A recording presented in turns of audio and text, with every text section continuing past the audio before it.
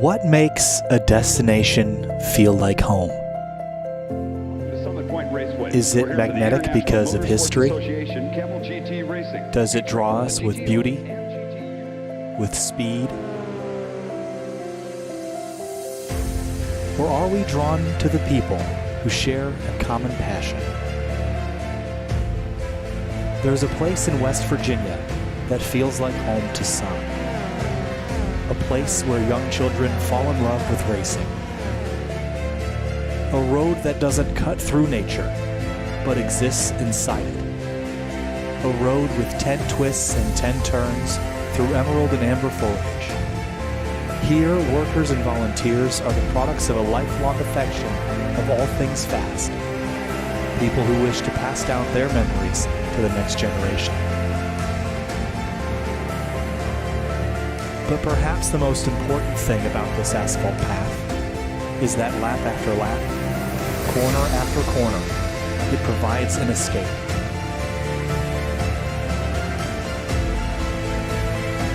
For just a moment, you become one with the machine, and nothing else matters.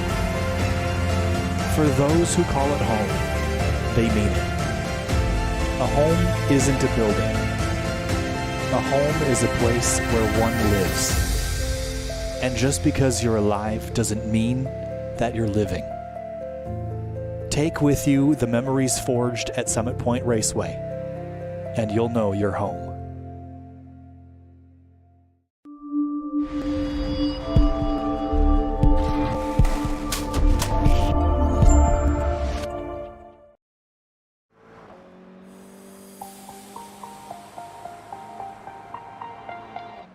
It's the season finale for the Washington, D.C. Region Virtual Racing League, SCCA. Welcome aboard to Summit Point Raceway. I'm Kyle Heyer, joined by Finney DeCuna for the last of the rounds of the season, at least for the points. Finney, next week we go racing.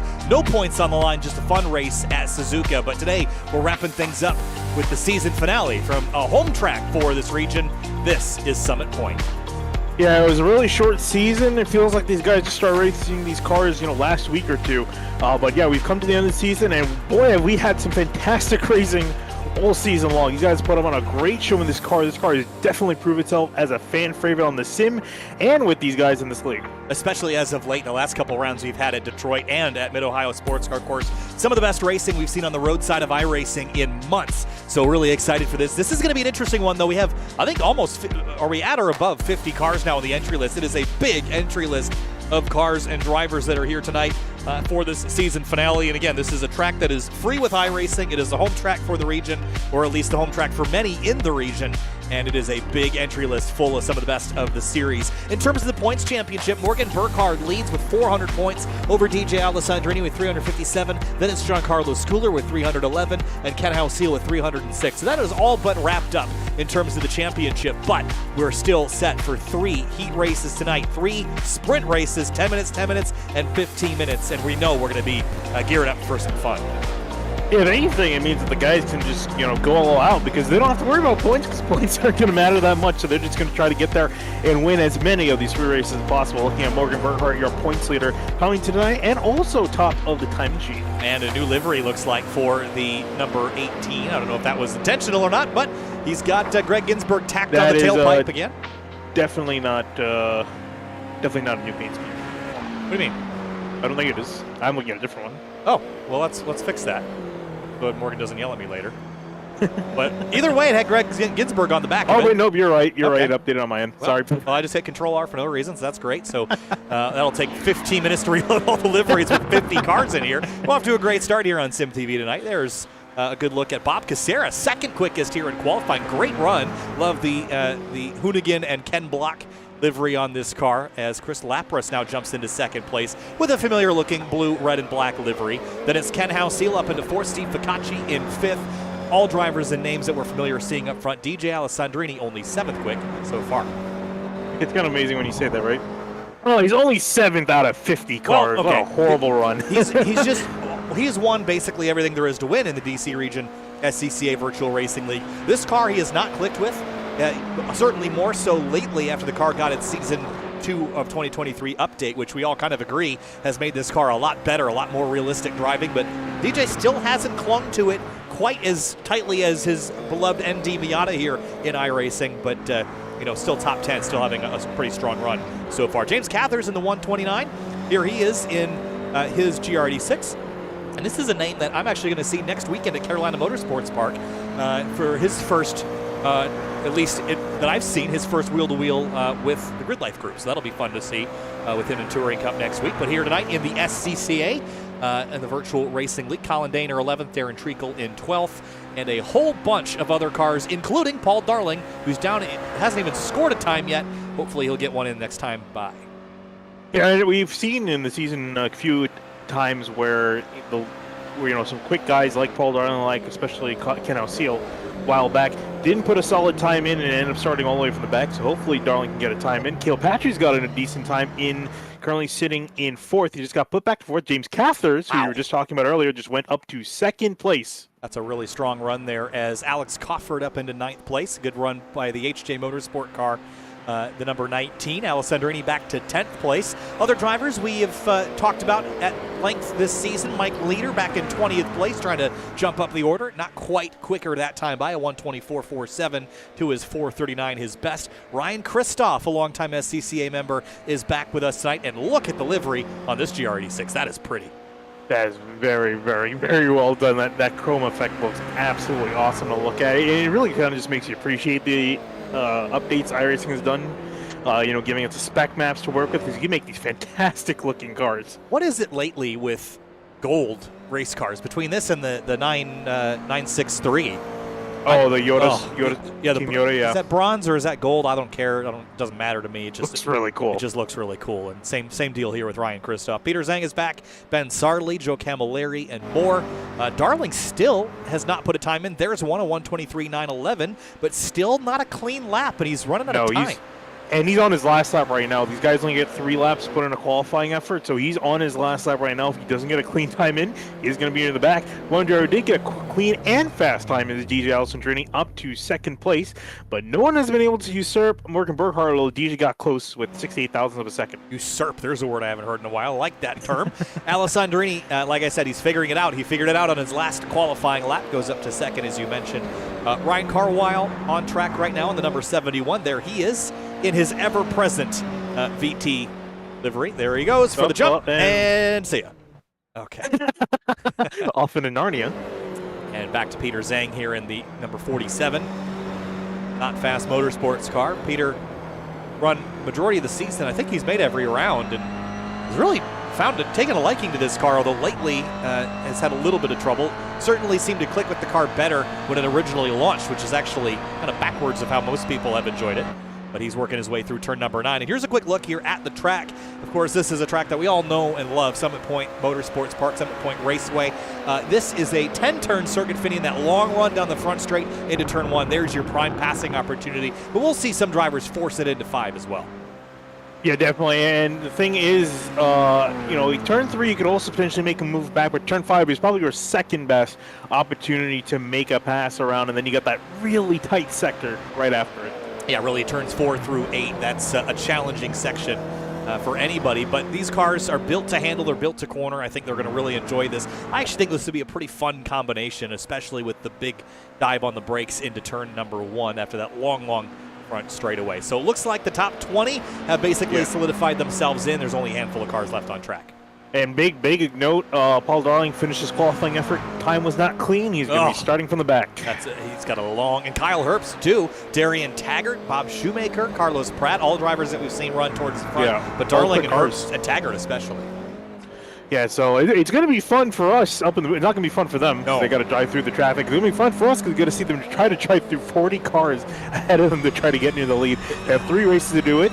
1:10, another 10, and a 15-minute race. So it's going to be a big challenge for them, especially at a track like this. It's not, I wouldn't say it's necessarily hard to make passes here, but there aren't a whole lot of opportunities. You get to this really tight last sector, and you really can't go anywhere without really getting elbows out. Yeah, it's basically turn 5 and turn 1. You might be able to get something done into the final corner, but you're just going to kill your run onto the front straight. So you can make passes here anywhere, but to force them or you have to force them rather, versus getting a clean opportunity like you would at a lot of tracks that have some more consistent corners from corner to corner. But qualifying is complete, and it is going to be a long night for Taggart, Herbst, and for Paul Darling. They will start at the tail and Finian, as you mentioned, 10 minutes, 10 minutes, 15 minutes. We're going to invert 8 after that first 10-minute race, and that's kind of a race within a race itself. We've seen people, I think, strategically place themselves there in order to get that good starting spot for race 2. Yeah, we'll see if anything of the sort happens as we got this massive field of 47 cars getting ready to grid. It's one of our biggest fields that we've seen this season, and we are not going to have a full pace lap to go over the starting grid. So let's get rolling with that right now. On row number 1, it's going to be Morgan Burkhardt in the 18. DJ Alessandrini starts alongside him in second.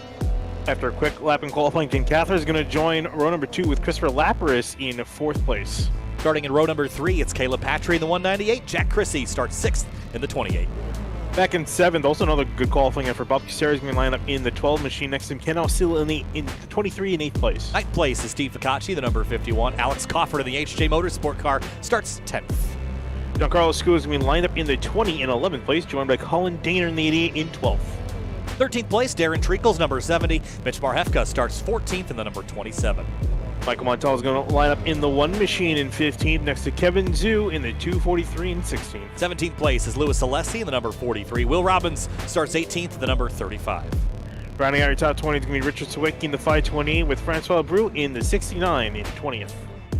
Then behind them, 21st place is Mike Leader in the 53. Trenton McMillian starts 22nd in the number 36 car. Adam Kovacs is going to line up in 23rd with Jonathan Crane next to him, 24th in the 45. 25th place is Deacon Greenfield. Some good runs lately for the 32. He'll start alongside Ryan Daner in the 6 car in 26th. Ryan Carl is going to line up in 27th in the 71. Greg Ginsberg in the 72 next to him in 28th. The ever-present Oreo car. 29th place, Anthony Montello. Not a great qualifying effort for the Lazy Rocket car. Felix Borodati starts 30th in the number 56. Row number 16, Ed Harris is in the 14 car in 31st. Mark Shrivastava next to him in the 87 and 32nd. 33rd place is Wojtek Heidesek. Mark Kabayek starts alongside him in 34th. Andrew Rosencroft is going to line up in the 80 and 35th with Ryan Christoph joined next to him in 36th in the 46 car. 37th is Peter Zhang in the number 47. Albert No starts 38th in the 181. Ben Sarley is going to line up in the 2 and 39th. Andrew Schuster in the 93 and 40th. And in 41st place, it's going to be Joe Camilleri alongside Paul Darling in 42nd in the 155. Now, Kyle Herbst is going to be race control. Forgot about that. He will not start the race because he is going to be operating race control for us. Field is rolling. Last couple starters there on the bottom of the screen. 10 minutes is this first race. It's going to be over before you know it. Time to go racing. 3 final times in the last round of the WDCR SCCA Virtual Racing League. Kyle Heyer alongside Vinny DeCuna. Thanks for being with us. It is a gorgeous day for racing. Track temp 90 degrees. It's getting hot on the racetrack. Green flag flies, and we're racing at Summit Point. Getting hot on the racetrack and hot on my GPU. I'm rendering all these cars flying down at turn number 1. The rows 4 wide in the background, 2 wide up near the front in the braking zone for the first time. Everyone trying to make it work here. 2 and 3 wide. Darren Treacle. Oh, there's a big crash. Oh. And there's a big pileup. Turn 1, lap 1. And that is going to be a big, big mess. You can see guys having to come to a complete stop trying to work their way on through. Leaders are on through, though, and they're still duking it out. Yeah, we're going to go back up front. We'll check in on that battle, or that crash, I should say. Later, there's trouble in the background. Caleb Patry's around, back into traffic, and more trouble and scattering everywhere. Cars and debris. And Bob Kucera was the first car, one of the first cars we saw turn around. We'll look at that one later, too, but back up front, Alessandrini leads Burkhardt. Well, I mean, these guys have had some really clean races in the last few weeks. I guess they had to take out all their aggression in one single swoop here on lap number 1. We're still not even done with lap number 1. You see Alessandrini and Burkhardt racing hard. It's like jamming a bunch of food down a drain. You got to turn on the garbage disposal to get everybody through it. But Alessandrini defending from Burkhardt. Morgan right to the rear bumper. Gave him a little push at the exit of turn 6. Got Alessandrini unsettled, but now here comes the run onto the straightaway. And Cathers, with that strong qualifying run, sits 3rd. Yeah, and Alessandrini took the lead away from Burkhardt coming out of turn number 1 and into turn 3. That's where he was able to get the move executed. You see Burkhardt lining up in behind the 18. He's going to wait to make a move. Here to see how long he's going to try and wait. As we look further back, Ken Alcila is under attack. He's being attacked by Giancarlo Scu in the 20. Yeah, and Dana's attacking him. Yeah, Delta Sport had a tough first lap there. The 198 of Patry did recover, though, up to 15th place after that big slide at turn number 3. Got it pointed back the right direction. Louis Alessi did as well. Trent McMillan, Adam Koback, and more are in this mix. But into turn 3, this is a pinch point here. Tough to make that work. Yeah, Trent McMillan trying to make a move to the inside of Shrivastava. Couldn't quite get it done, as you mentioned, a pinch point. Very hard to make a move because that corner is pretty quick. It is really fast and very single file through there. You can go there double file, but you're not going to go fast as dive from Carwile on McMillan into turn 5. I thought he was going to putt the 36. I'm amazed he was able to slow it down in time as they're able to get on through. Looking further back, this is Paul Darling up to 33rd after all the chaos. I managed to sneak through it. There's Card sideways in front of him. Right behind that was Joe Camilleri, turned around backwards. And Darling will pick up another one, but slow and steady. He does have some damage to the nose of that 155. I'm not too surprised considering the entire field had to come to a stop. Probably get some damage somewhere. Ooh, a car in the grass. I think that's Michael Montello in the background. But looking at the leaders, Burkhardt, Allison Drini, nose to tail, heading towards turn number 1. Also notice Christopher Lafferis has gotten past James Cathers for 3rd place. Yeah, did that about halfway through the last lap. Here comes Robbins up the inside of Michael Montello, who was wide at turn 10. And then right behind, that's the 53 of Mike Leader, who I think has made up a handful of spots. Started 21st up to 13th, so a strong start for the number 53 of Leader. Yeah, up 8 spots, and now fighting with Will Robbins. You got a really poor exit at turn 1. Ooh, they almost door each other, just giving each other enough room to go through to turn 3, and they are still not done fighting down the hill. You see Darren Treacle in the background licking his chops. Well, I talked about you could go through there side by side. You're just going to give up a lot of time, so Leader takes the spot. Robbins now on the outside, going to try to carve in here, but you can't really over-under. There's not enough straightaway here to take advantage of that, but Treacle runs them both back down. The battle for 12th is on.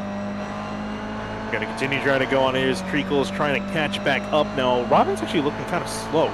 I noticed that Montello and Leader got past him pretty quickly. Treacle now catching back up to him, though Robbins is up 5 spots from 18th. I don't see any damage on that car either, so it's not being slowed down from any kind of aerodynamic deficiency or something of the sort. Here comes Burkhardt with a look for the lead down the front straightaway about halfway through this race, and here comes the 18 car.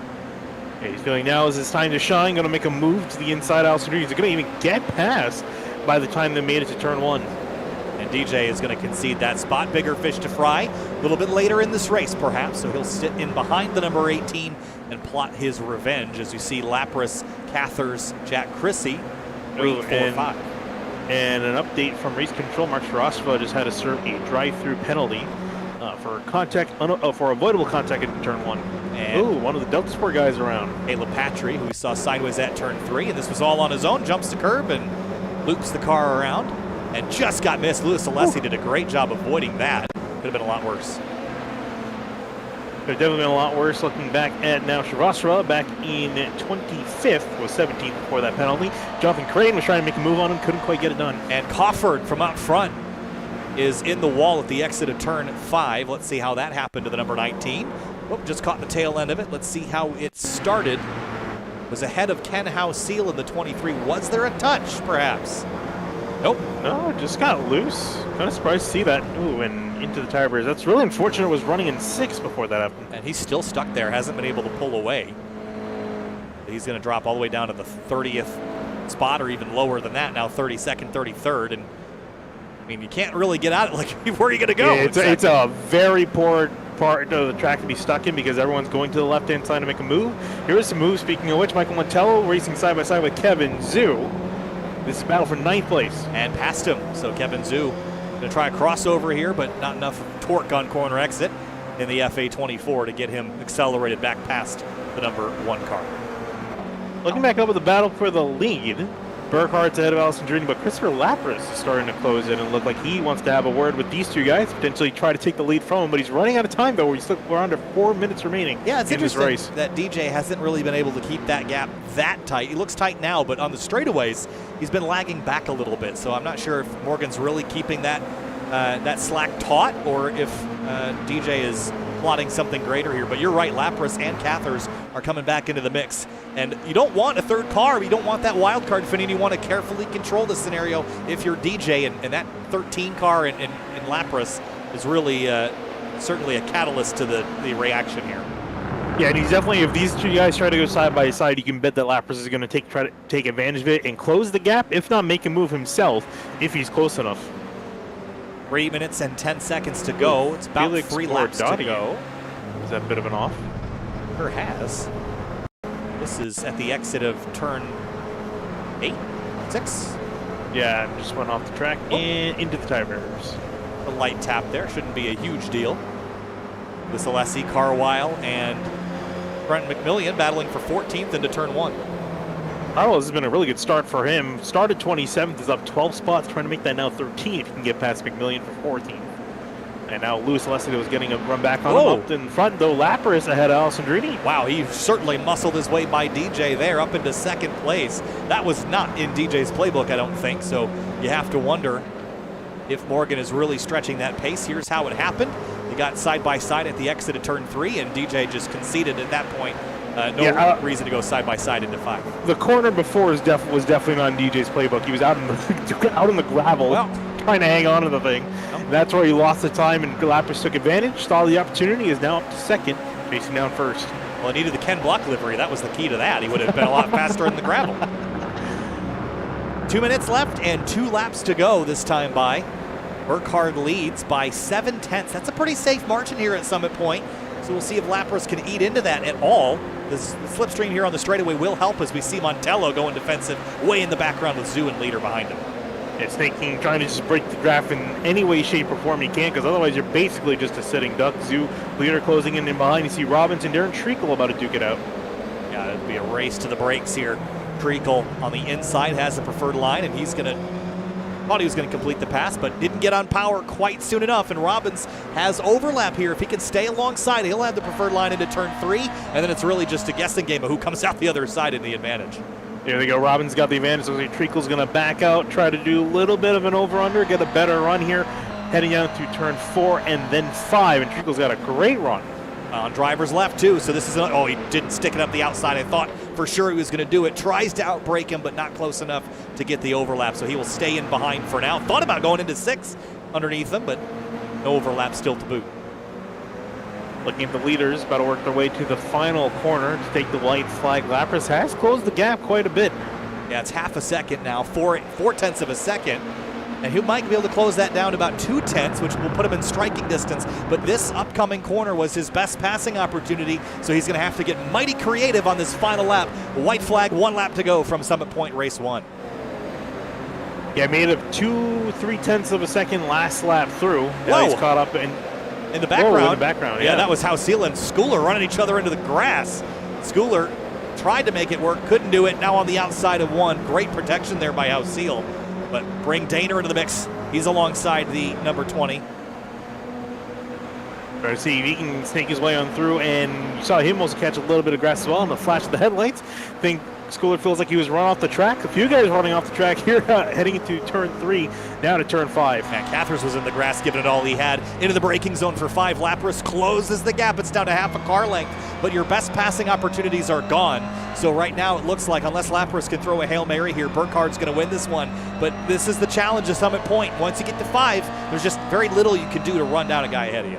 You just have to hope the guy ahead makes a mistake. Burkhardt pretty much, he's now working the second last corner. Just has 1 more corner to go. Looks like that's not going to happen. Well, if there was any doubt that this young man was going to claim the championship tonight with the advantage in points he had, eliminate that doubt tonight, because final corner at Summit Point, it'll be race win points for race 1 for Morgan Burkhardt. Lapras and Alessandrini, a strong run, 2nd and 3rd behind. Then it's Cathers, Chrissy, Hausil, Schooler, and then for 6. Whoa, this is going to get spicy. Here they come. Daner cut his way through. They're wrecking at the line. Wow. Up and off they go. Daner comes home 8th. He will be the pole sitter. I think if he knew he was going to be the pole sitter, he wouldn't have tried to go by both those guys at the stripe. And then back here, Martin Shrivastava in the blue car, then Ryan Christopher watching in the teal and gold. 21st, 22nd, Albert No 23rd. Paul Darling, 24th quick in this first race. Not too bad. I mean, all things considered, made 18 spots up in the first race, so he's got to have a decent starting spot for race number 2. Probably not as much as he would have liked. Peter Zhang off track in a strange spot, entering the final it's corner. the final, yeah. What if he had some help? Back and look. Oh, he certainly did.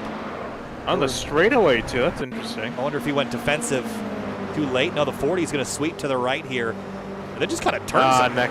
Yeah, well, there was some net code involved. That was Wojtek. Obviously, don't think. Idasek, I believe, yeah. Yeah, it was Wojtek Idasek. So, yeah, fortunate to see that contact happen right at the finish. I'm sure that Peter Zhang's not too thrilled with that. No. Here's a good look at your top 10, though, real quick, because the results are going to get wiped. And there they go. Kevin Zhu, 10th, but there's the results gone. As our second race gets ready to go racing, Colin Daner is going to start on pole for this one. Giancarlo Schooler alongside him. The rest of the starting spots on the left-hand side of your screen, Finian. Oh boy, let's do it all over again. Yeah, let's indeed do it all over again, especially the way those three were fighting the top three at the end of that last race. That was exciting. I'll love to see that being the finish for the win. So we've got a moment, so let's go back and look at the big crash at the start of this one. It was messy for sure. Here is what it looked like from the turn one camera. I don't even know if it's worth digesting all that happened, but I think the first car, I just see Ryan Daner turned around sideways. I just wonder, oh boy, getting a shot of this is going to be a challenge. Yeah, racing off down here. Couldn't see even stepped that line, there it is. Overshot. There's the domino. Yep. And then once the cars get turned around, then it truly is chaos. Bob Casera got turned around. Here's how this one started. This is into turn 3, and it was the 198 that was turned around first. Then it turns around the 12, who goes back into traffic, gets hammered by Steve Ficacci and more. Yeah, luckily they didn't come flying back onto the track again. Otherwise, who knows how many other drivers they would have taken out. So damage was limited for the most part. Wow. All right. Well, we're about ready to go racing again already. That's how quick things happen. 10 minutes on the board again for race number 2. Daner, Schooler, Hausil, Chrissy, Cathers, your top 5. Really impressed with the 129. That's a good start for him tonight for sure in the season finale of the points. Very, very slow start for this one. Look at how slow we're going. Yeah, 45 miles an hour. And Jack Chrissy, I think, got a line quite a bit here. These guys are not formed up at all. Yeah, we're definitely crawling, but now we're not. Green flag, and the 2.4 liter Boxer 4s come to life as we soar down towards turn number 1, 3, and 4 wide. Already there's some pushing and shoving. Peter Zhang dooring each other in the background, and the guys up near the front are also duking it out. You see Giancarlo Schooler go very defensive ahead of Daner into turn 1. Oh, some pushing and shoving midfield here, but so far much better than race 1. Some drivers lagging way back to try to avoid any potential chaos, but this time I think we got through it. But now turn 3 becomes the newest challenge. And it was over the back of Daner, couldn't make a move. Jack Chrissy trying to make a move, fighting with Cathers through turn 3, fighting for 4th. All right, here comes the gravel. Watch how many drivers end up in the kitty litter here so far. Whoop, I heard somebody go sailing. That was Mike Kubiak into the wall. Kubiak? I think it's Kubiak, actually. Alessandrini and Burkhardt door to door. Got past. Whoa, and some contact, some net code. Burkhardt gets sitting around, almost around. Saves Got a bit of a hit check. That was really well done by Morgan to keep that from getting worse. Wow, Michael Montello wanted to take advantage of him, but couldn't do it. Tucks back into 10th. Schooler and Daner lead the way, but Hausil up to 2nd. And now you see that Daner is fighting with Ken Hausil and is actually going to back off. And here comes James Cathers taking advantage of him backing off, going to throw it up the inside of the final corner. That was an opportunistic move there, but he did a great job seizing the opportunity and moving himself up into a podium position. Now the defense comes, and we're weaving down the straightaway like the Indy 500, just with about 500 less horsepower. It's still looking as exciting as it is. You see Jack Chrissy step out of the line, got a great run on Daner. Not sure if he's going to be able to go with anything because that's on Daner. The outside wall, almost loses it. That's Daner on Chrissy, other way around. And here comes, oh, maybe you had it right. I was thinking that he was passing on the inside. Well, it was getting past there. In the background there is Burkhardt again trying to get back by Michael Montello into turn 3. They're going to touch doors. Michael is going to keep it on course with one tire. That'll pass the steward test, I think. And on we go. You argue he was forced off. And as you see, whoa, the Ken Hausil almost looked like he was wrecking. Just trying to get to the right-hand side of the track, get a better run through this corner. He's going to be side-by-side with Schooler for the lead. Don't open up that inside door, though, for James Cathers. He will jump on it. We got the top 5 under a blanket here, and Hausil is so close on Schooler through the tightest section of the track. Caleb Patry is off course, by the way. We'll look at that one a little bit later as the battle for the lead remains. It's been a miserable weekend so far, or week, I should say, for the 198 of Caleb Patry. Not been a good 2 races so far. For the lead, though, Schooler going defensive on the 23. Alcil trying to get a run through. This is going to check up everyone in behind. Certainly, it's going to get pretty interesting here as we work our way on to lap DJ trying to number make 3. a 3 right up Here the we middle come. of Daner and Cathers. We got side by side for the lead, 3 wide behind them for third. This is not going to end well for someone. This is not going to end great, but DJ up the middle trying to make time, and somehow, so far so good into the corner. That is impressive stuff. They look like they're pacing in columns of 2 into turn number 1. Fantastic stuff, and these guys see if they can keep it orderly through turn 3. Allison Jr. got a great run, benefited the most out of that, making 2 passes in 1 corner. Up to third place, past Cathers, now has his sights set on Ken House-Seal. In terms of the points, DJ and House-Seal are separated by too much to really be a factor in the championship, but they are battling for the win here in race 2. Here we go into turn number 5 again. House-Seal not quite able to do the switch over to get past Schooler. He's going to be stuck in behind. But these guys are all nose to tail, so close to each other. If one driver makes a mistake, you can take out a few more here. Yeah, there's just the slightest of gaps between cars. Look at the 43 on the outside of Adam Koback here through turn 6 and 7. Someone's got to give. They both leave space. That was great racing there as Christoph tries to claw his way through. He's got nowhere to go. Yeah, that's a really unfortunate thing. This track is not too wide. Oh, I see 3 wide, though. Actually, to the right side of these guys. Will Robbins making it 3 wide. Oh, no! Contact and take out the 46. And see Ryan Christoph. He's going to end up in the tire bundles. Rips the bumper off the car as we go back to the lead because it's game on. More cars slipping and sliding in the background as pandemonium unleashes here at Summit Point. Oh, almost ended up even more pandemonium. DJ was trying to make it 3 wide on the outside. There was barely enough room, so he backed out, but is now looking to the inside of House-Seal. He got a poor exit. Guler in the lead, but he is definitely under fire. He's like leading the race at Daytona. Got 2 pairs of lines behind him trying to, oh, 1 car off. The 88 of Daner is slipping and sliding into the gravel. He's off and into the bundles. Oh, hit the wall. It's a decent hit. He's going to try to get back on the track, then loop it around. He's back in 14th now. A little bit of a breakaway here up at the front. Car we saw turned around at turn 10 last time by. That was Adam Koback, I believe, that got turned around backwards. The list of drivers in the pit lane is growing. This has been an all-out brawl tonight. We're not done yet. Really, really racy in this last race of the season. For better or for worse, as we look at Ken House-Seal and trying to look back on Schooler. Oh, look at the run. Maybe an eye up an opportunity. Yeah, he's got a great run here. Can he keep it going? You see Schooler trying to go defensive, but has to give some sort of lane. Here comes House-Seal now. Side by side for the lead. House-Seal leads that lap. Schooler on the outside looking in now, and Alessandrini is following the 23 through. It could be House-Seal, Alessandrini by the time they leave turn number 1. Cathers. Oh, that was almost a touch from the 13 car of Lapras. And Allison Jr. tried to get a better Look at run this. out of the corner. Couldn't quite get there. Schooler trying to get the run to turn 3. Is going to have the inside line. That was a great recovery by Schooler. He's going to go back up the inside. They're going to touch for the lead. DJ goes to the inside for second place. He's going to split them. 3 wide for the lead here for a moment. Gets squeezed to the grass. Nowhere to go. He's got 2 tires in the dirt. Now to turn 4. Schooler leads them down into 5. DJ still got overlapped, but they're going to touch, and Schooler is going to end up in the gravel, but he keeps it on course somehow. Now gets turned around. They're wrecking, and House-Seal's pushing Schooler sideways. And that's it. Oh, and they're continuing to wreck. Man, that was absolutely chaotic. And after all that, Alessandrini leads by 1.5 seconds over Burkhardt and Cathers. That was a very intense few quarters. There's a lot that went down. Yeah, I mean, you be the judge. Does he have overlap or does he not?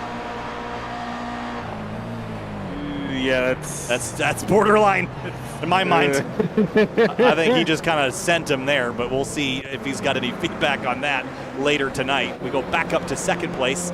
Burkhardt and Cathers. Can they run down Alessandrini with 1.5 seconds of a gap? I don't think so. Look at this. Lapras, Zoo, and Chrissy. That was a strong 2 cars to try to make a move. As you look now at Kevin Zhu and Jack Chrissy trying to race it out, and you see Zhu with the aggressive block. And look who is up into the top 10. Paul Darling, from basically dead last on the grid in race 1, to top 10 by the tail end of race 2. He could be a top 5 or even podium competitor at the end of our final race of the night.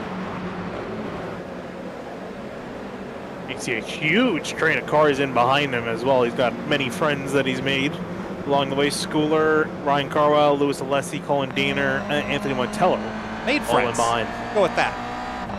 I don't know if anybody's friends after the close quarters racing we're seeing tonight. Oh! DJ, black flag.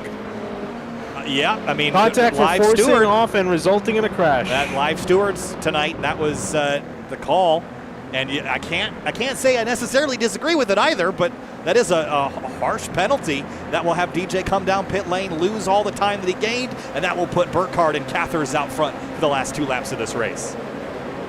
Interesting stuff. So now Burkhardt, Cathers, leader, Montello, Trickle, your top 5. If you take a note, none of those guys started in the top 5 except for James Cathers. Yeah, he hit the back of the 20, so that's what they're going off of. Didn't have overlap and then caused a collision. So you have to, I mean, that's real borderline, but it is what it is. Burkhardt and Cathers now lead the way.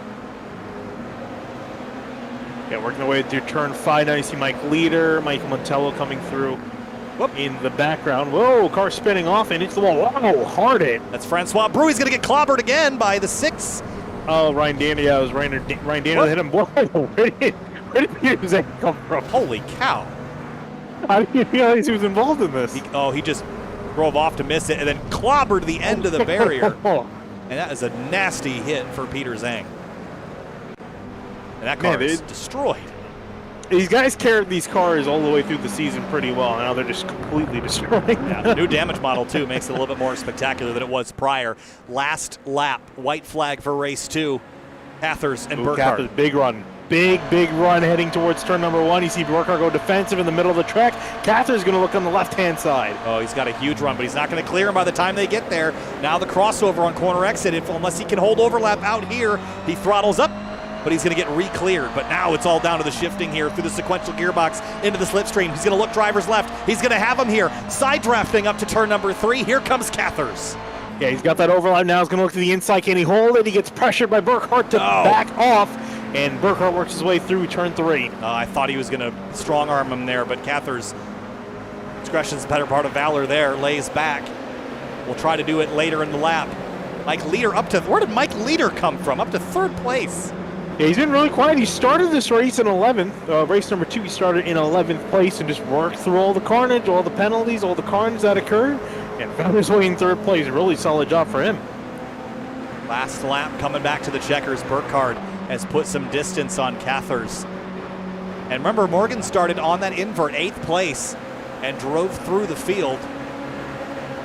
Had a little bit of help from the dramas up front, but Morgan Burkhardt 2 for 2 tonight. Cathers is close, but it's not going to be his first win of the season. He will come home in 2nd. Mike Leader on the podium. Michael Montello and Darren Treacle 4th and 5th. Bit of a shake-up here in the tail end of this race. Bit of a shake. It was a very big shake. We haven't seen quite a few. We haven't seen all these guys at the top of the field. Usually seen the mainstays. They see Anthony Montello having a wild ride through the race. The final corner comes across the line. Whoa! Someone's car. Oh, that's DJ. Wow. I think DJ should go to the Olympics with that at the end there. Holy cow. Well, DJ Alessandrini back up to 13th, by the way, in case you were wondering where he panned out after all that. Take a deep breath. Here's a look at your race results for race number 2. Well, we've got a moment to show them to you. Burkhardt, Cathers, Leader, Montello, Treacle, your top 5, and then the rundown the rest of the order. Schooler in 10th, Paul Darling up to 9th place. A great climb for him. He's got one more race to get up on the board. We'll look down the rest of the order. Yeah, some big names outside the top 10 and even some back in outside the top 20. So this order has been completely shaken up going to race number 3. So I think we have some interesting stuff ahead. We got some really quick guys working their way from the middle of the field. Curious to see if they can try to make the window, but Burkhardt starting on pole, and again, definitely gotten the championship wrapped up with 2 wins to his name. Potentially a 3rd one coming. Oh boy! With a little competition, with little arguably competition with them. I would say Cathers might be able to give him a run for his money, but like guys like Ken, DJ, who we know can give him a run, are taken out. And speaking of which, looking at some replays from earlier in the night. Yeah, this is Caleb Patry off into turn number 5. We saw him looped around. He was contact with Treacle on the outside, I think. That turned around Caleb Patry, and he went backwards. Colin Daner, we focused in on this battle. Look at this mess into turn 1. This was wild. Genuinely wild and genuinely amazing that none of them wrecked going through turn 1. They all kept it calm for now. It devolved very quickly after that. This is that incident we saw as Will Robbins took them 3 wide. Adam Koback in the center, Kristoff on the outside, and Kristoff got the real short end of the stick here. See ya. Koback right there, slipping and sliding, and Robbins gets on through. Then Giancarlo Schooler, this was the controversial one. I think if you go back to turn 3, Alessandrini on corner exit here, has a run, goes left, kind of gets squeezed here. So I understand that, but that overlap I think was also gained after the door was really shut. So, doesn't have it, gets it while he's off course. So and then he makes contact over there when you could argue he may not have should have been there. And then that contact there really in turn 5, that's the main thing I think the admins were looking at. So and I thought Schooler, he did a pretty good job staying on course, but in that, with how Seal offline, Lappers filling the gap, there just wasn't enough realistic space. And he caught the curb as well. I think accelerating on the curb didn't help him at all as well. Yeah. Now Seal really got a good view of this. So if we can find, as the order's all mixed up here, if I can find him on my timing screen, and I just did, we can go back and see all this from his perspective here. Here's the move DJ made to driver's left. Never lifted. And braked half a foot too late. And honestly, I don't think he meant to do that. If you look at where they braked, it was so close to where they came out of the corner. It's just a tricky scenario. I'm almost tempted to just call it a racing incident between those two guys. Because, DJ should have braked a little bit more, but there's nothing. He was on the edge, really. There wasn't a whole lot of room for him either way. So. The only thing I have to help out DJ here is that he made contact. He didn't cause the crash. The crash is here. So that, from my understanding, he put him in that position, but he didn't actually cause the crash. So the stewards made their call. That's what we got to live with. But I think that could have gone a couple different ways. Yeah, well, DJ's probably going to have a talk with people in the trailer after the race with their race officials. Well, at least he won't have to sit in the NASCAR Xfinity Series hauler for 3 hours and then get yelled at for complying with what they asked. So, not like that has happened recently. I heard about that. I didn't watch the race, but I heard about all of it after. Yeah, it was just You're into racing drama. There was plenty of it last weekend. Between Sebring, the leaders crashing each other, Formula One taking podiums and giving them back, and NASCAR making rules up again, and there's always a little bit of everything in the motorsports world. Starting lineup for race number 3. This is our 15-minute race. There's your starting lineup on the left, and Burkhardt will start on pole for this one. Cathers, leader, Montello, Treacle, the rest of your top 5. Bit of a shake-up in that top 10, but Darling, one of the highest runners of the traditional top 5 we typically see. Yeah, can we see what he can do? He's got a decent spot up inside the top 10. I'm sure we'd like to be a little bit further, but we do have an extra 5 minutes in this race to get things done. We'll see if Darling can put that to use. Try to catch up to Burkhardt. That is if Burkhardt can get a clean enough getaway, not trail anyone in behind him. Clean enough getaway. That sounds easier said than done. We've seen tonight. 15 minutes is what we're going to get on the board for this one. But last race of the season, last points-paying race. Next week we'll be racing. We'll be racing with Suzuka and GT3 cars for our season finale.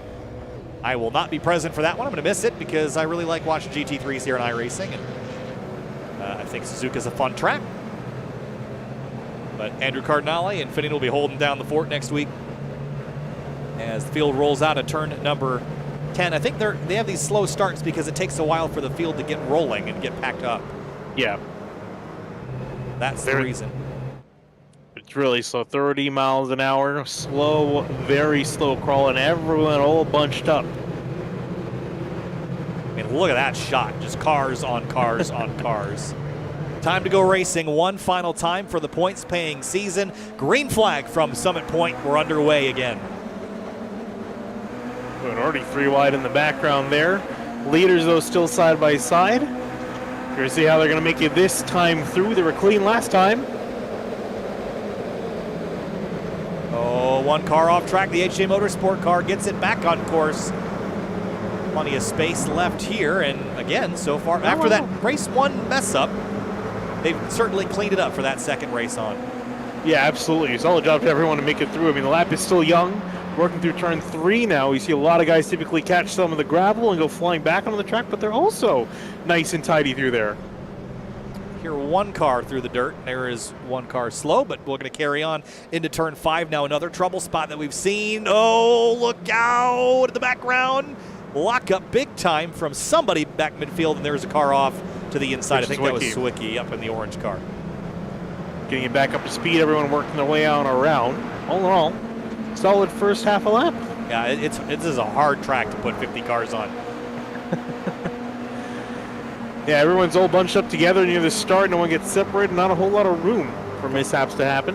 Yeah, Alessandrini looking at Ryan Carwile. Didn't really go very far the first lap of this race, but I'm sure his mission will start now on the run down the front straightaway. Burkhardt and Cathers. We'll see if James Cathers will sweep to the inside as we see in the background Schooler taking, that's Chrissy 3 across.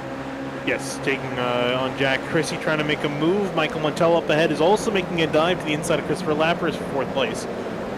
Seal, Louis Alessi, Colin Daner. Whoop, there's one Kevin car. Zhu off the track.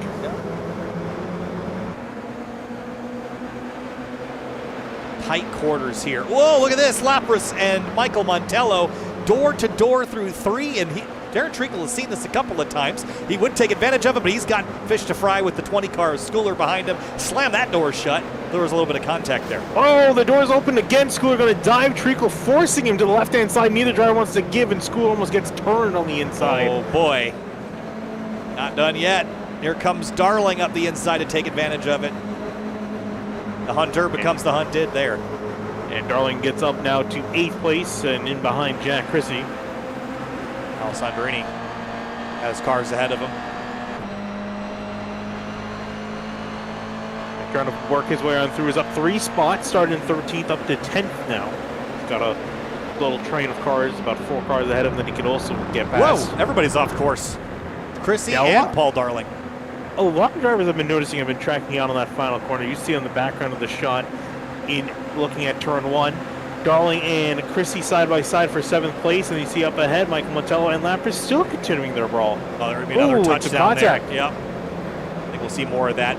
This corner, the pinch point is very early on. The apex widens up, and on corner exit, it's much wider. The radius decreases or increases as well, but the radius is tightest right when you turn in, and so it's a real pinch point, especially because it's so slow coming from such a fast straightaway. Here comes Schooler, forcing his way up alongside Chrissy again, and Alessandrini's got it all at the windshield.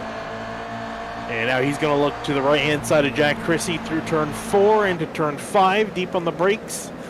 Chrissy trying to outbrake Alessandrini, but DJ's going to have the better line here. And then you got this inside at turn 6 that'll help clear. And Seal tried to follow him through and gives the boot to the quarter panel of Jack Chrissy, but not really much you can do with that there. Yeah, Chrissy's able to hold up at least. Seal maintain himself inside the top 10. Further up ahead, Darren Treacle, you saw earlier, get past Michael Montello and is trying to catch Christopher Lapras, who was off in turn 3, so he's running a little bit slow at the moment. So it's a 3-car breakaway near the front. Yeah, the lead has really opened up in this race. It's not as tight and tidy as we saw a little bit. Here's Steve Ficacci, by the way, rebounding from getting turned around in one of the earlier races tonight. Started 17th in this one. He's up 2 spots. Might lose one here, though, to Alex Cofford, who's right behind him. Yeah, it looked like it was going to be a good night. Went off wrong really after the first few corners in race number 1. HG Motorsports car of Alex Cofford looking to the inside. Trying to make the dive on that 51. There you go. Toe-to-toe into turn number 1. Steve Koch's got the outside, the left-hand side. He's got the run. Evan Zhu sees it all.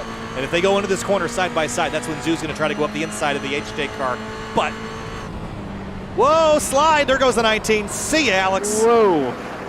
Can he hold on to it? He does. Whoa. Oh, almost gets pile drive from behind, but narrowly avoids disaster. That was very close. There's a couple more spots en route to turn 5. Here, up the inside. Hello, Carlos. Carlos Pratt. Ooh, Carlos almost gets run off the track. Let's get to back off. lot of It's trust. been physical. Yeah, I suppose that's a fair statement. So Darling, or I guess that's Darling, Schooler, Alessandrini, House Seal. They're typically 1, 2, 3, 4. They're 7, 8, 9, 10 right now, facing Michael Montello and Darren Treacle for 5th.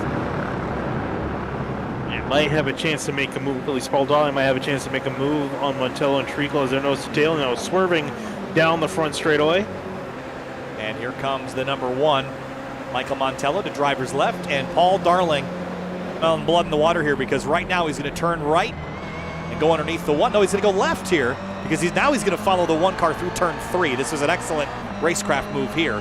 Follow the line that's moving, and it's going to be the red car up next. You can see how much of a better run that Montello's getting. He's going to have the inside lane. Oh! Whoa! And you see Darling have to back off hard as Treacle almost got rear-ended there. And then Schooler saw the opportunity but had nowhere to go. And now Alessandrini is going to take advantage. That 1 stack up is going to lose maybe Schooler a spot, and DJ might gain 1. But that happened really 3 cars ahead of him. Going to touch doors, mirrors here a little bit into 6. Light contact between the two. Alessandrini's got the preferred line, so we'll get past Giancarlo Schooler. And Schooler now under attack from Jack Chrissy, who's found a chance to poke his nose. And Chrissy's going to, I thought he was going to have overlap into 9, but not quite. No changes up front. Still about a 0.6 of a second lead for Burkhardt. That gap is growing. But it's going to get pretty spicy here for 5th place, I think, by the end of this race. Oh, it's already starting to get spicy here through the final corner. Paul Darling's got a great run. You see him already making a move to the right side of Treacle. He's gone off the camera, going so far right. And DJ just trying to follow whichever lane's moving, as you mentioned earlier. Turn 1, it'll be that right side, but you want to brake on the left because that outside driver is going to lunge a little harder, and they're going to turn underneath him just like that. Goes to the apex, bangs doors with the 70, who tried to shut the door, but left the door open. DJ went for it, but couldn't get past. Yeah, never give DJ the door. He will bust through it like the Kool-Aid man, trying to get on through. And here comes Schooler back on DJ. It's so frustrating that you pass a guy, and then all of a sudden, you can't complete your pass and you lose the spot again. It's just, you got to go, because if you don't, you're going to get passed. Speaking of a pass, Colin Daner side by side with Fakashi, battle for 13th. Who wins in door-to-door contact into turn 5? Oh man, they're leaving turn 5 like they intend to be single file, even when they're double. And someone's got to give, or you'll end up in the grass. Speaking of single file, look at the guys up ahead. There's literally no gaps between all 5 of these cars. Yeah, DJ's in a Delta Sport sandwich right now. Schooler and Patry nose to tail. So Chrissy's gone off a little bit of the racing line, and Ken O'Seal taking advantage of it now side by side with him. And Ken will grab that spot from Chrissy. Set his sights now on the Delta Sport Alessandrini sandwich. Oh, that is Patry that's off doing some weed whacking here at Summit Point. Going to cost him quite a bit. Ken O'Seal and a few others are going to storm on by him on down the straightaway. And here comes Darling for 5th place on Michael Montello into turn number 1. And Treacle wants back by, sees the door open, and he's there. Oh, make a little bit of a rub. I thought they were going to make more contact, narrowly making their way on through. Montello's trying to squeeze out the 70, make him back off. Whoa, there they go! Turn him. And they're both going to go off course. Treacle, 1 car. No, that's Schooler now in the dirt. What is going on? I have no idea.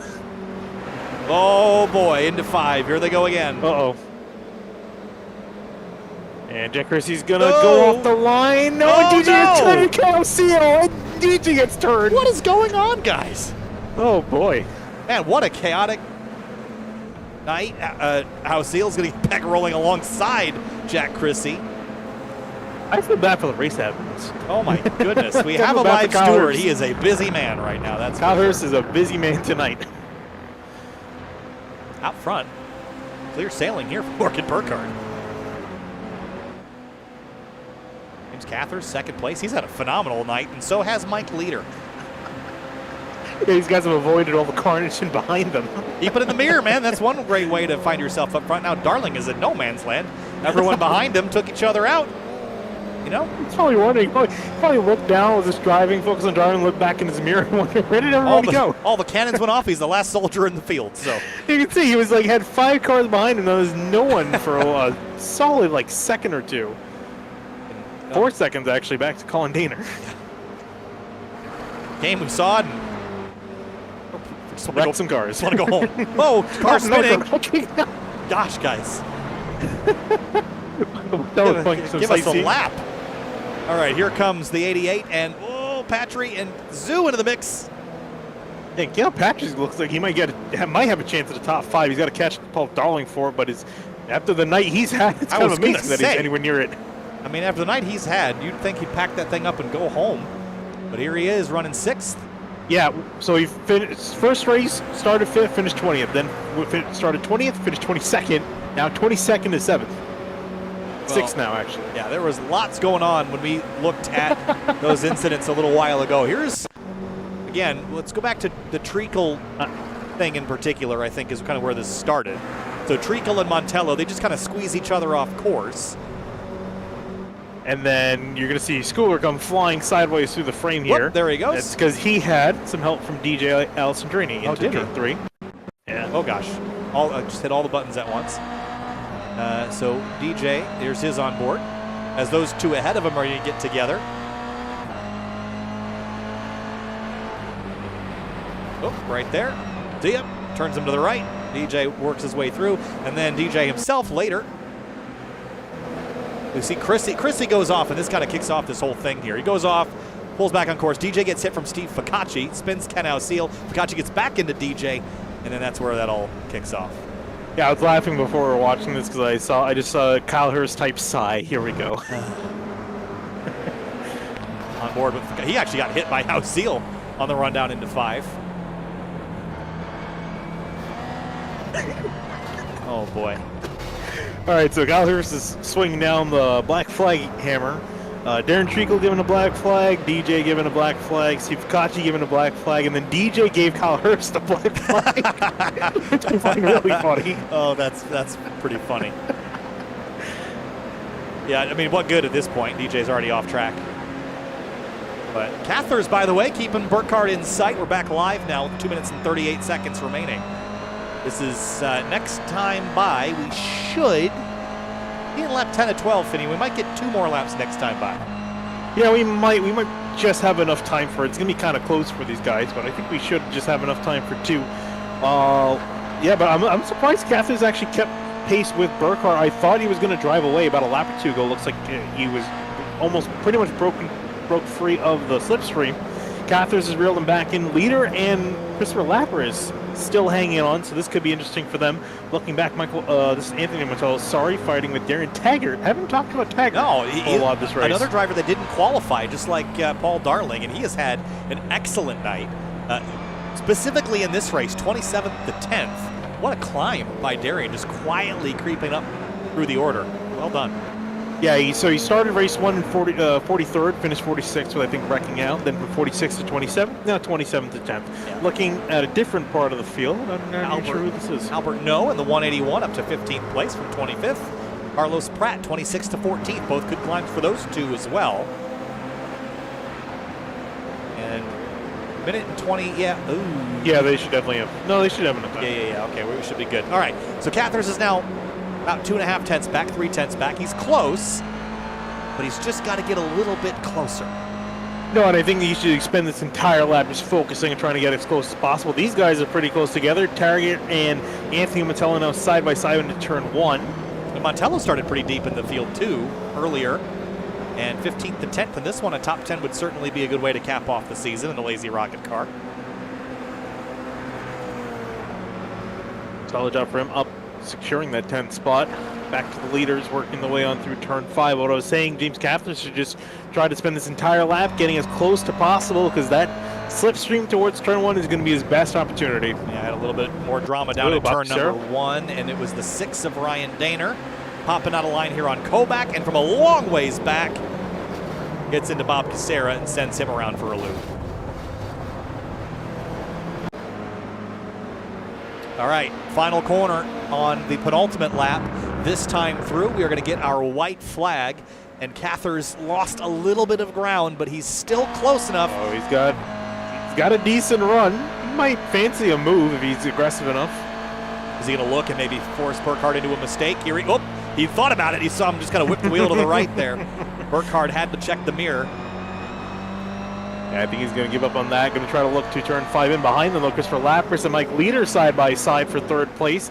The switch back as Lapras made the dive. Now Leader trying to get back in him on now looking to the outside into turn 3. Little hip check there, little hip check there. Lapras clings to it, and through he goes. And it's 2/10 now from Cathers to Burkhardt. He is so close, but he's going to need a mistake, I think, from that 18, and those have been hard to find, not only tonight, but this season. Yeah, so close yet so far. He's probably going to wish he had one more lap to work with here as they work through the final set of corners. Yeah, I mean, he loses a little bit at the exit of 6. That's where Burkhardt has been putting on the distance. And for Burkhardt, if he could go 3 for 3, that would definitely solidify his championship at this point, if there was any question remaining. His rivals taken out. Not a clean night for those drivers, but for Morgan Burkhardt, 3 for 3. Cathers sends it to the gravel, but Morgan Burkhardt wins the championship and will win 3 for 3 at Summit Point. Cathers and Lapras on the podium here in the final race. What a dominating show-up performance for the number 18 machine. Really solid race. You definitely can't argue he hasn't earned that championship with that kind of performance out there on the track. Looking at the other guys a little bit further on back. This is Mitchell Marfefka. I haven't really mentioned him all night long in the 27th, just ahead of Ryan Carwile and Trenton McMillian. Yeah, the Autoboss car just ahead of Ryan Carwile. Our Marfefka caught up in a collision in race 1. We haven't really heard or seen from him since, but here he is, final corner, 22nd place behind Richard Sawicki in that 5:28. Then Carwile, McMillian, and Kubiak behind him in the number 44, who is on, nope, this guy. Bob Casera is the one on pit lane there. Whoop, and there goes. Oh, someone going flying. And is Grinsberg going to hit the jump too? Where's he at? There he is. Whoop, and he's gone. Caught him at the end of it. But Morgan Burkhardt is your champion, and all 3 races tonight go to the number 18. Again, burning it down. Definitely earned that. He you look through your finishing order, and you can see a lot of outs there in the tail end of the field. But Burkhardt, Cathers, Lapras, Leader, Darling, your top 5. Darling was able to get a top 5 at the end of all that. Yeah, I don't even know if James Cathers is. Hope we can chat with him. I don't see him in here. But I don't think many guys want to have a chat with us this night. Maybe Burkhardt. Yeah, I want to bring DJ in here just for fun. So we'll bring him in here, see how his night went. Christopher Lapras is standing by. P3 on the night for Chris Lapras in the number 13 car. Chris, that was a wild night of racing. Take us through your last race. That was probably the least eventful, so I want to hear about the other 2.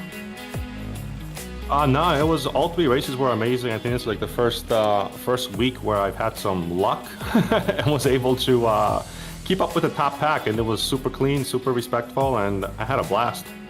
Well, it was a fun night to watch for sure. Tell me about the starts to this race with such a big field and trying to navigate this first corner, especially with this car that can be challenging on the brakes. How'd you manage to make it through all that? So all 3 races have relatively clean starts. Everybody was very respectful and safe. Race 2, there was a little strangeness with when the green flag went and when people went and kind of checked up, but everybody around me made it out all right, so it was pretty good. All right, hey Chris, thanks for chatting with us. Congratulations on a strong season. Hopefully we'll see you next week in the GT3s. Thank you guys. Have a good night. See ya. Morgan Burkhardt is the championship winner of the 2023 WDCR SCCA Virtual Racing League. Morgan, 3 for 3 tonight, but a championship on top of it. Congratulations. You kept most of it in the mirror tonight, but you had to drive through the field to win race number 2. Take us through your evening. Well, race 1, I knew that qualifying was going to be super important because, especially with even at Mid-Ohio, the field was that close, and it's a shorter, kind of more simple track now, and a lot more people have driven here. So qualifying was going to be that much more important. So I knew I had to crack out a lap, and luckily I got one pretty early on. And then in race 1, it was just, control it. DJ got out in front for a bit, and then I got around him, and then we kind of just worked together, ran away, and it was a pretty simple race. And then race 2, I don't even know. I was kind of trying to pick my way through on the first couple laps, and then I got super lucky to avoid the whole turn 5 incident. So I kind of just inherited that based off of attrition, basically. And then, that put me in a good position for race 3 to kind of just control it and do my own pace. Well, sweeping up a championship this season, Morgan, certainly you're in a position to do the same again for future seasons. It seems like you learned a lot this season, but also this car in particular you really seem to have clicked with. What is it about the GR86 that seems to have clicked with you so well in comparison to everyone else? I don't know, actually. I think I like the way that it handles and it drives, especially now, because it actually kind of drives like a car. Before it was just like, I felt like I was playing Gran Turismo again, kind of just throwing a car around, and it felt like a video game. It was fun, and that worked for me. But now that it handles like a car, I like front engine, rear wheel drive. It just kind of, that works for me. Front engine, front drive, those two work really well. I haven't done a whole lot with mid rear, but yeah, no, it's a drive type that really works well for me. Morgan, congratulations. Enjoy the championship. You earned it tonight, especially. Hopefully we'll see you again. Thank you very much. Thank you. And DJ Alessandrini, I'm going to be honest, DJ, I just wanted to bring you in here for fun. After tonight, it was a wild night. You were kind of in the middle of a lot of it tonight, so I thought it'd be fun to bring you in. So first of all, I was not having fun, Kyle. I mean, look, we were having fun watching, but it was aggressive out there for sure. Yeah, that could have went better for sure. Jesus. Yeah, well, I want to hear your opinions on the race 2 incident down there at turn 5. At first I was like, yeah, sure, penalty, but then the more we looked at it, the more I was kind of, Your thoughts? Yeah, I mean, obviously, I'm as well, but sure. I mean, to me, I was being aggressive, and then John was being aggressive in a way that it would impact him more. Like, if he didn't move over into my lane, I wouldn't have won that battle, right? Yeah. He would have just had the inside of the next corner, and it would have just continued. But he moved over into my lane. I'm already on the brakes. I'm already committed where my car is going to be. So the little bump there, if he wasn't driven through by the driver behind him through like that dude's windshield, that wouldn't have been a penalty. So like a little bump and a wiggle with two cars being aggressive, I don't think that's worth a penalty. But sure. I mean, as long as the steward's consistent, then like we know what box we're playing in, and I just happened to find out where the box was at that point. Yeah, but I will, let's say that besides that, it was a fun season. We learned a lot about the GR86, though. I think it's changed a lot for the better lately. Thoughts on where it started versus where it is now, and is this a car you're going to find yourself driving again? You know, I actually did an official race in the thing. It was my first official race the other day on, what's the track? Not Zandvoort. I'm drawing a blank on Zolder. Zolder, yeah. So I actually did one on Zolder. Wasn't as fun as WDCR. I kind of qualified like 3 seconds out in front of second place, and I just did laps for 15 minutes. So it wasn't that great, but I actually drove the thing outside of the league, which is promising for the car. Okay, well, that's good news. DJ, thanks for chatting with us and being the source of entertainment as always. Yeah, no problem, guys. Tonight it was fun, so hopefully, for your sake, it's a little bit less fun from our perspective next time out. Yeah, GT3's next week, though, right? At Suzuka, you'll be there? Oh, no, you won't. You're Sure. going to be in another place. Oh yeah, I'm leaving on Wednesday. Right. Yep, I'm racing a car at a thing. Me too. I mean, I'm not racing a car. But Yeah, I I'll was be- gonna say you're not racing. You're talking about cars racing. He's gonna be talking about the car that I'm racing at a thing. Yeah. All right, guys. Hey, DJ, thanks for chatting. We'll see you next time. Appreciate your time. Yep, later, man. All right, wrapping things up here from the WDCR SCCA Virtual Racing League. Fun season, a car that I was very hopeful for at the beginning of the season, was less hopeful for as we started the season, and then my hope kind of rebounded at the tail end of the season. This finished on a high note, even though this last race was pretty chaotic. Yeah, no, chaotic, I think, is honestly, at this point, putting it mildly. These guys are brawling out there. It was a very entertaining brawl, though, and I think it's always kind of nice to have these chaotic races where these guys absolutely going after each other's throats. It's really entertaining for us. It's really really annoying for the guys on track, but you definitely can't argue that they didn't put on a show. Yeah, they put on a show for sure, and we're happy to be here putting on the show. We'll see you one more time next week for a non-points race, but that'll wrap up the spring, and we'll be back in the fall for the next rounds of the WDCR SCCA Virtual Racing League. And Morgan Burkhardt, of course, will win that Track Night in America entry. I'm sure he will utilize that as a track day bro himself. So congratulations to Morgan Burkhardt in the number 18 for winning the championship. Thanks to Ken House Seal and Louis Alessi and the rest of the team for putting this on. We'll see you next time here next week for the real season finale. No points for Suzuka GT3. We'll see you then.